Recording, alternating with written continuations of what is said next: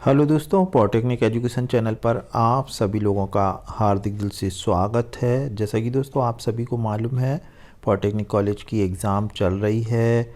अब इसमें first semester, second year और फाइनल ईयर की जो कि 4 जनवरी से स्टार्ट हो चुकी है। तो दोस्तों समय समय पे मुझे जितना समय मिल रहा है तो मैं इम्पोर्टेंट क्वेश्चन सभी ईयर के विद्यार्थियों को देने का प्रयास कर रहा हूं।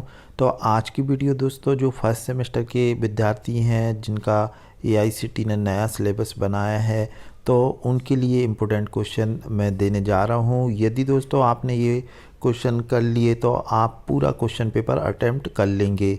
और पूर्व की वीडियो में दोस्तों मैकेनिकल के विद्यार्थियों ने कमेंट भी किया है कि सर जो आपने क्वेश्चन दिए हैं वो उसमें से पूरा आया है। तो यहाँ दोस्तों अप्लाइड फिजिक्स फर्स्ट है, ये कौन से ग्रुप के विद्यार्थियों के लिए होगा तो ये भी मैं आपको बताऊंगा।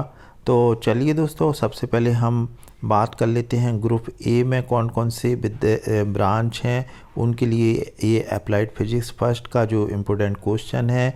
साथ ही साथ दोस्तों आप लोगों को बहुत सारी वीडियो प्लेलिस्ट में मिल जाएंगे जो कि हालांकि वो फिजिक्स फर्स्ट के नाम से नहीं है, सोम और एफएमएचएम के नाम से हैं। तो वो आप लोग उसमें भी जाके देख सकते हैं, तो आपको आंसर मिल जाएंगे।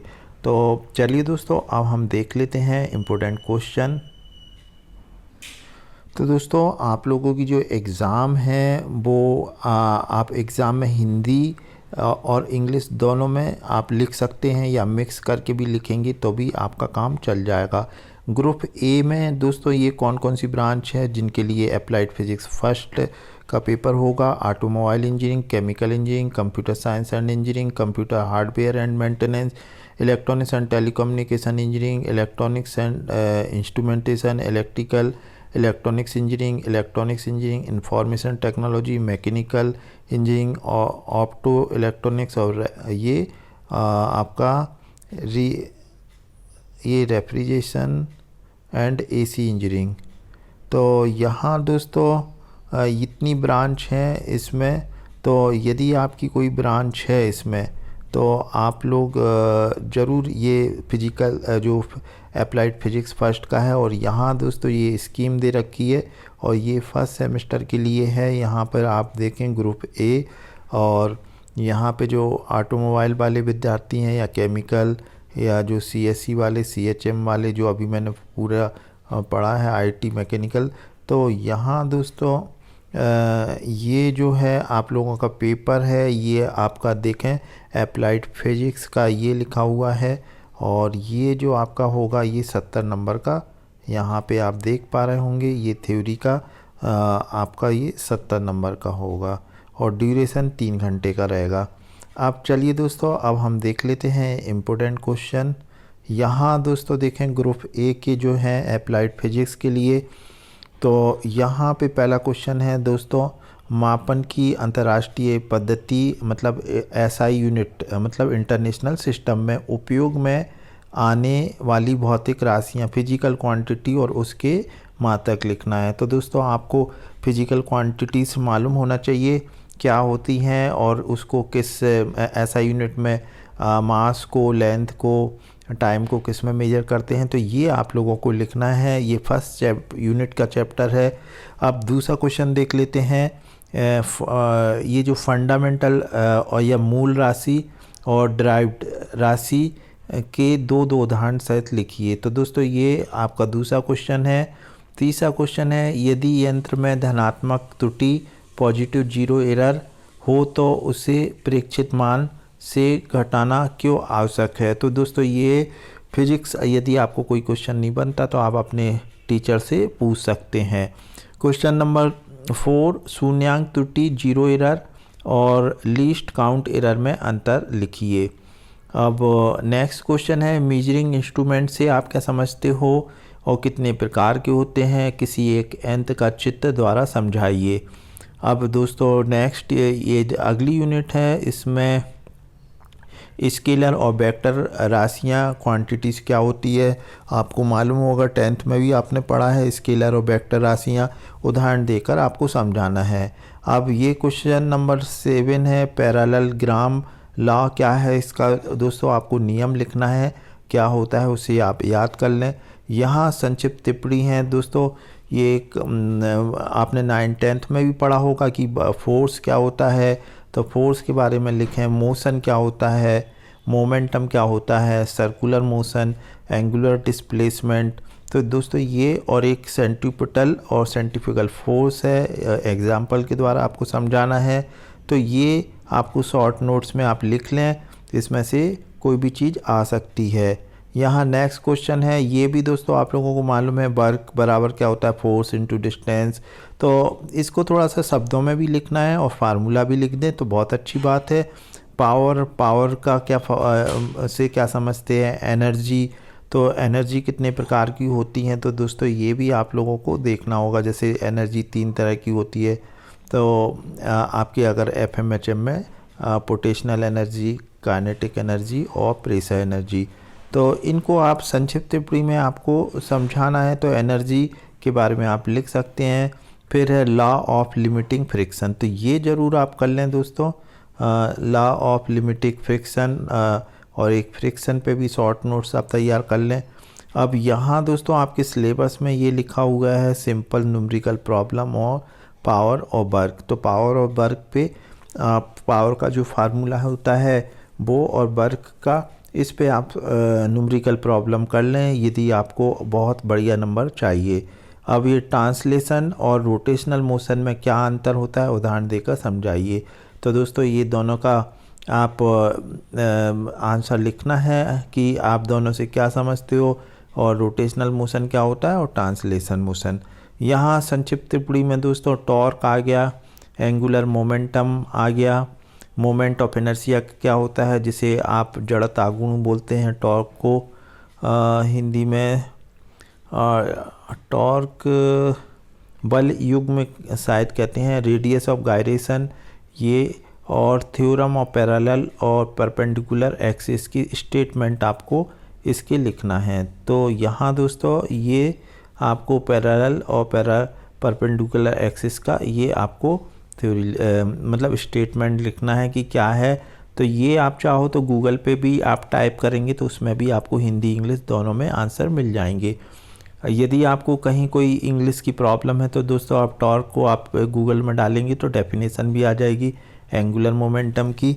तो आपको कुछ नहीं करना है, आप गूगल में भी करेंगे तो भी आपको इसके आंसर मिल जाएंगे। एक विद्यार्थी पूछ रहा था सर इसके आंसर कहाँ से, तो आप जैसे इलास्टिसिटी क्या होती है तो ये आपको मालूम होना चाहिए, इलास्टिसिटी क्या होना चाहिए, है ना। तो दोस्तों ये आप लोगों को लिखना चाहिए जब इलास्टिसिटी इज़ मतलब ये एक मैकेनिकल प्रॉपर्टीज़ होती है। जब किसी बॉडी पर हम कोई एक्सटर्नल फोर्स लगाते हैं तो बॉडी के शेप और साइज में परिवर्तन हो जाता है।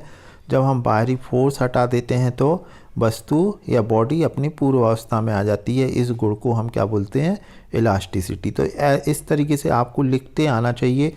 तो यहाँ पर दोस्तों देखें स्ट्रेस और स्ट्रेन, स्ट्रेस को प्रतिबल बोलते हैं, स्ट्रेन विकृति है, हुक्स लॉ, ये सब आपको लिखना है। स्ट्रेस स्ट्रेन का कर्व है होता है, इसमें जो 5 पॉइंट होते हैं दोस्तों ये आपको मालूम होना चाहिए। Limit of proportionality, elastic limit, yield point और अल्टीमेट स्ट्रेस और ब्रेकिंग पॉइंट। तो ये एग्ज़ाम में पूछ लिया जाता है। अब टाइप्स ऑफ प्रेशर, तो प्रेशर कितने प्रकार के होते हैं, absolute pressure, gauge pressure, vacuum pressure. तो ये सारी चीज़ें आपको करना होगी। और ये और एक बैरोमीटर है, 14 बैरोमीटर, इस पे आपको शॉर्ट बैरोमीटर का अगर डायग्राम बना सकें तो बहुत अच्छी बात है। सरफेस टेंशन ये आप लोगों ने 10वीं में पढ़ा होगा, पृष्ठ तनाव, और विस्कोसिटी श्यानता ये भी पढ़ा होगा आपने। स्ट्रोक लॉ और कोसेव और एडेसिव फोर्सेस ये भी आप लोगों ने पढ़ा होगा। कोसेव मतलब सेम मॉलिक्यूल में लगता है, एडेसिव में सेम मॉलिक्यूल नहीं रहते, उसमें अट्रैक्शन होता है। यहाँ दोस्तों 2 थ्योरम हमने इसमें लिखी है। क्वेश्चन नंबर 13 कंटिन्यूटी इक्वेशन तो और बर्नौली थ्योरम, ये बहुत इंपॉर्टेंट है। इसमें से आपको कोई एक पूछ ली जाएगी। कंटिन्यूटी इक्वेशन दोस्तों A1 V1 बराबर A2 V2 होता है। तो ये कंटिन्यूटी इक्वेशन होती है। अब ये आप लोगों को पढ़ना पड़ेगी। बर्नौली थ्योरम को समझाइए, इसमें आपको स्टेटमेंट लिखना है बर्नौली थ्योरम, और इसकी इक्वेशन होती है P/γ plus B square upon 2g plus Z, ये क्या है और कांस्टेंट। तो ये आपकी बर्नौली इक्वेशन हो गई है। यहाँ पर सिंपल प्रॉब्लम है, ये दोस्तों बर्नौली थ्योरम पे है, यहाँ पे ये लिखा है। तो ये एक प्रॉब्लम पे आप न्यूमेरिकल भी आ सकता है। अब नेक्स्ट देख लेते हैं दोस्तों, संक्षिप्त टिप्पणी हीट एंड टेम्परेचर। तो हीट से आप क्या समझते हो, टेम्परेचर क्या होता है, तो ये इनको आप लिख लें मोड्स ऑफ। यहाँ दोस्तों ये मोड्स ऑफ हीट, मतलब हीट का ट्रांसफ़र किस तरीके से होता है। तो 3 वे हैं, कंडक्शन जो आप लोगों ने पढ़ा होगा, कंडक्शन, कन्वेक्शन और रेडिएशन, ठीक है ना दोस्तों। तो ये आप लोगों को करना है। चालन और संवहक और रेडिएशन को भी विकिरण बोलते हैं। तो ये आप लोगों को करना है विथ एग्जाम्पल और टाइप्स ऑफ थर्मोमीटर। तो ये आप थर्मोमीटर के जो भी प्रकार हैं वो लिख लें। चित्र की सहायता से आपको ये थर्मोमीटर को समझाना है। तो यहाँ दोस्तों जो हमने यहाँ लिखे हुए हैं ये जो थर्मोमीटर, तो इनके आप डायग्राम बनाना सीख लें कि ये मरकरी का है, फिर मेटालिक का है, फिर ये प्लेटिनम रेजिस्टेंस थर्मोमीटर है और पायरोमीटर थर्मोमीटर है। इसके उपयोग तो आपको पता है दोस्तों, थर्मोमीटर से हम टेम्परेचर मेजर करते हैं। तो इनके आप डायग्राम बना लें और इसको आप थोड़ा सा उसके कंस्ट्रक्शन के बारे में भी लिख दें तो अच्छा होगा। ये अब 3-4 बस ये लास्ट क्वेश्चन है दोस्तों, स्टील रबर से अधिक इलास्टिक क्यों है, समझाइए। तो दोस्तों ये गूगल में आपको मिल जाएगा, आप इसको बिल्कुल जैसा क्वेश्चन है उसको आप गूगल पे लिखेंगे तो आंसर आपको मिल जाएंगे। लोहे से बना जहाज़ समुद्र पर क्यों तैरता है जबकि लोहे की कील डूब जाती है। तो ये इस तरीके के क्वेश्चन आपके एग्ज़ाम में आते हैं।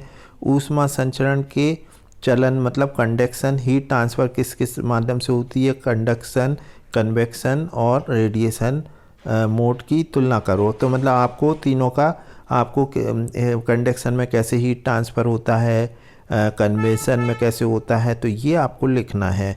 यहाँ पे लास्ट क्वेश्चन है, समुद्र के नज़दीक शहरों की जलवायु रेगिस्तानी शहरों की जलवायु की तुलना में लगभग अपरिवर्तित क्यों रहती है। तो दोस्तों ये ऐसा का ऐसा क्वेश्चन आप डालेंगे उसका हिंदी में आपको आंसर मिल जाएगा। तो दोस्तों आप सभी को आने वाली एग्ज़ाम की बहुत बहुत शुभकामनाएं। और मैं professor SK Ahirwar Ujjain polytechnic college आपके लिए अप्लाइड फिजिक्स का पेपर बनाया है। आप लोग चाहें तो अपने दोस्तों के साथ अन्य पॉलिटेक्निक कॉलेज के विद्यार्थियों तक शेयर करें ताकि सभी को इस पेपर के माध्यम से मदद मिल सके और अच्छे अंक आप ला सकें। तो दोस्तों वीडियो आपको अच्छा लगा हो तो ज़रूर शेयर करें। Thanks for watching.